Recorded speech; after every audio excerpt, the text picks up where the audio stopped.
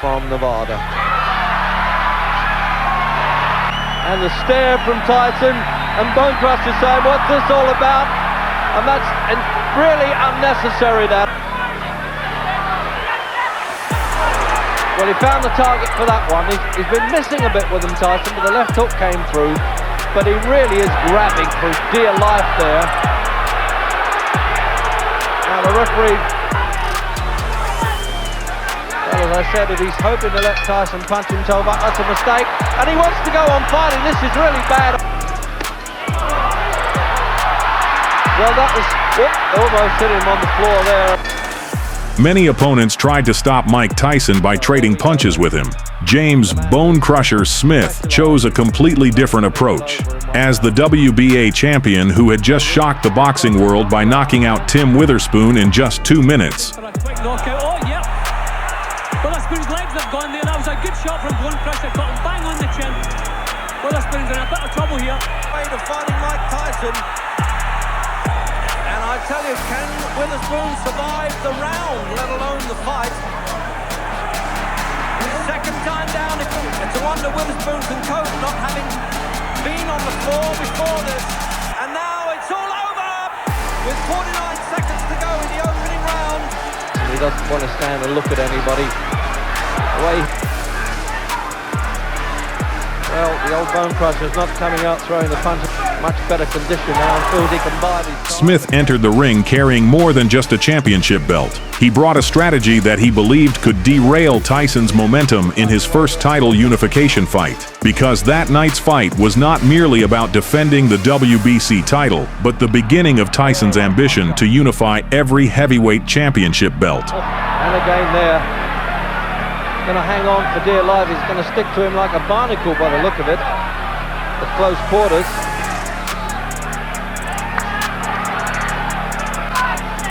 He won clearly, Tyson. Countdown for the end of the first.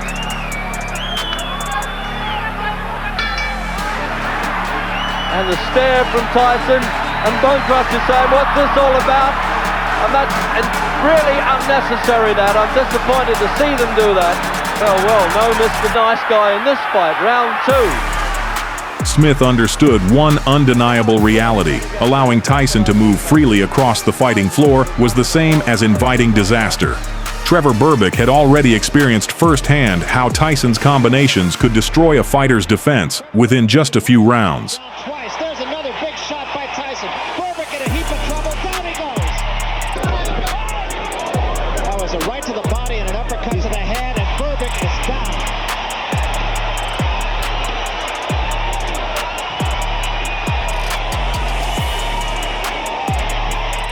That was why Smith sacrificed entertainment to avoid a devastating defeat. Every time Tyson managed to close the distance, both of Smith's arms immediately wrapped around the champion's body.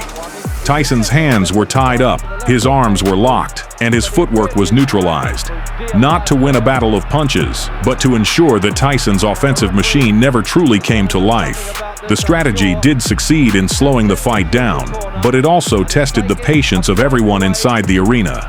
Mills Lane, the referee who was known for being firm and rarely losing control, repeatedly had to interrupt the fight just to separate the two fighters as they remained locked together.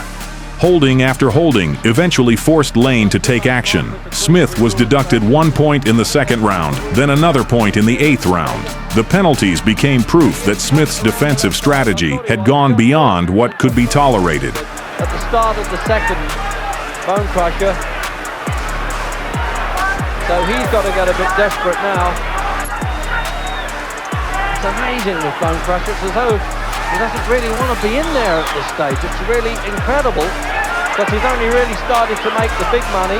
He became known really in the fight game when he managed to win in the last round against Frank Bruno in London.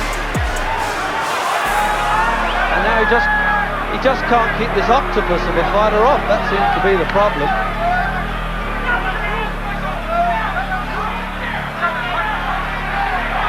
Now he's trying to use the ring. I'm surprised he didn't do that earlier as we get the countdown for the second.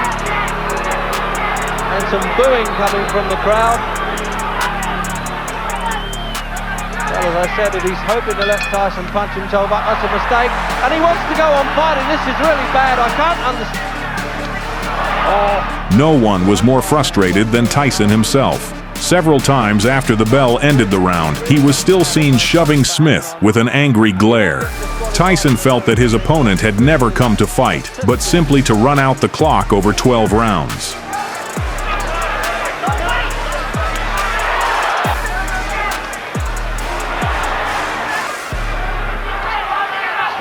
Oh, now he's trying to unleash some punches there, Smith.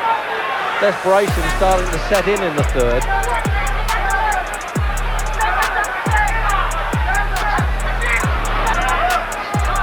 Probably the way Tyson's head. Coming up for the fourth then.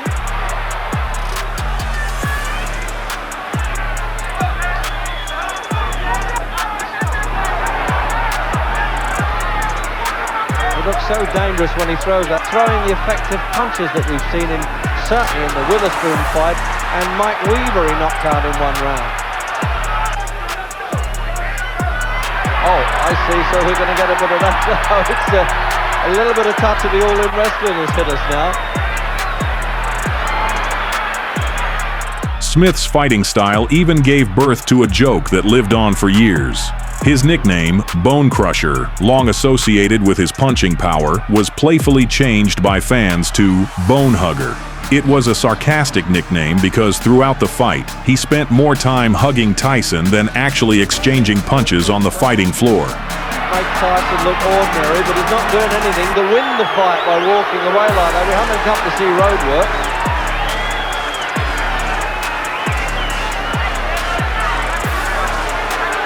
The referee has got to do something about that.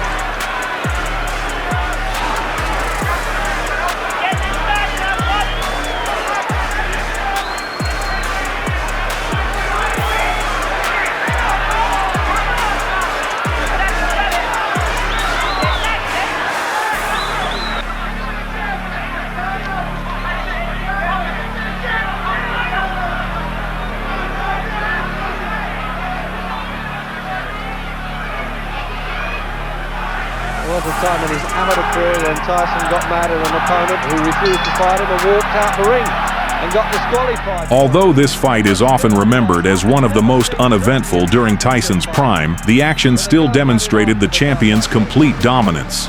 You scratching my face. You scratching me. Oh, that's possibly the best punch. It's taken him 7 rounds to get through, and he's tried. Sort of ran out of gas and ran into a punch, and Smith won in the last round.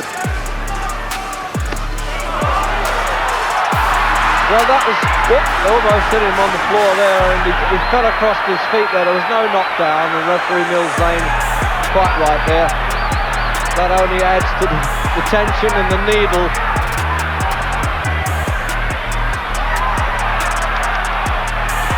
Now he's standing and trading. Tyson was rarely hit clean by any punch that carried real impact because Smith was far more focused on surviving than attacking.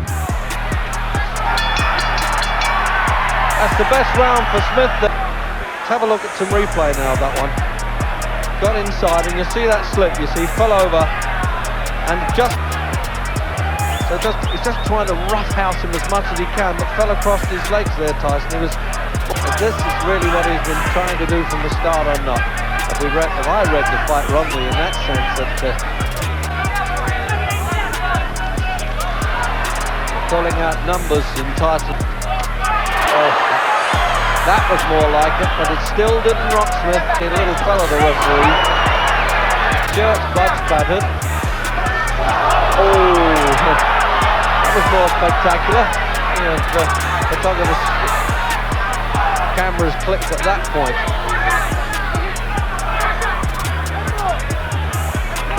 So another point off.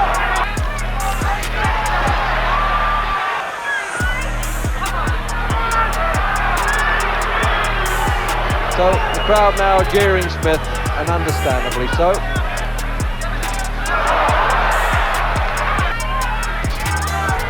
It was not until the 12th round that Smith finally landed a hard right hand that briefly caused Tyson to lose his balance.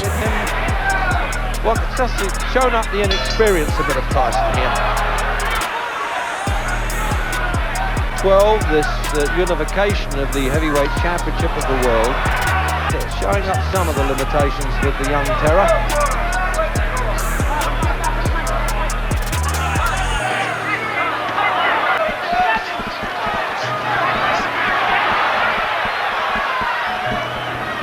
The seconds in Smith's corner to keep that left eye injury staunched okay. Heavyweight champion that you've seen around, but I'm going to spoil it for those who think they are.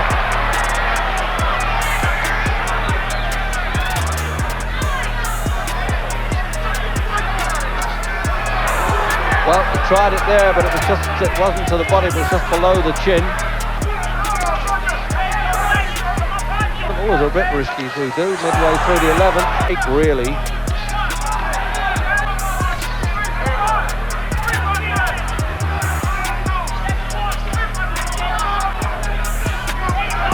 Twelfth and final round then of this heavyweight championship, and one Mexican judge and two from Nevada.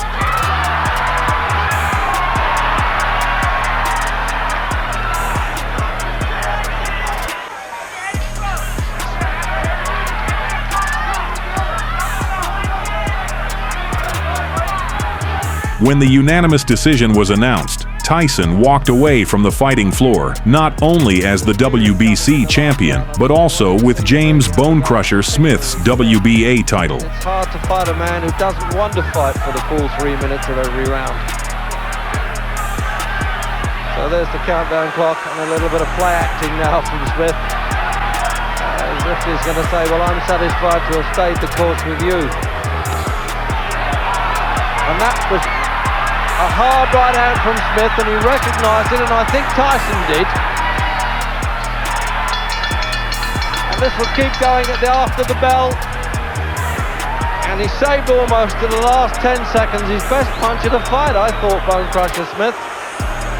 And now That night was remembered not for one of Tyson's trademark knockouts, but as the first step in the journey that would eventually make him the undisputed heavyweight champion of the world. Shown all the way through.